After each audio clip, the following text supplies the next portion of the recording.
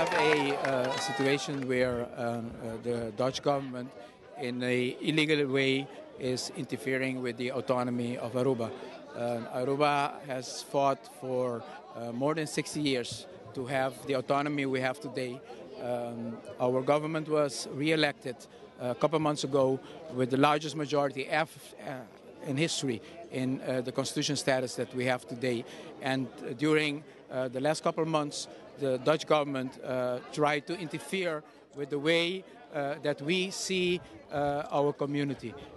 As other parts of the world, Aruba has also gone through the crisis, and this crisis caused an enormous withdrawal in our GDP. But we fought, we invested, and we changed the course of our island. Aruba has now the largest GDP growth in the Dutch kingdom, larger than the Netherlands, the lowest unemployment in the kingdom, lower than the Netherlands. Aruba has a future. Aruba has a sustainable vision where it's not only sustainable in the energy sense, but also sustainable in the sense of harmony, in the sense of giving citizens participation.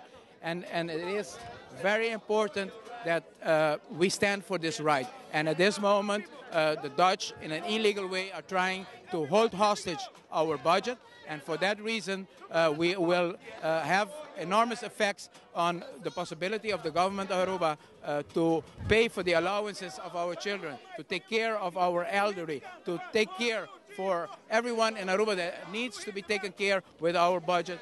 And if we are going to take away the bread of our children, if we are going to make it impossible to take care of our elderly and our citizens, then I take responsibility here today and say, I will not eat. I will go on a strike.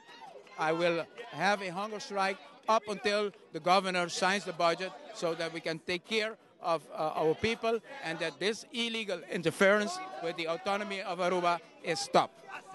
We have a constitutional system in the Netherlands in which the authorities are divided.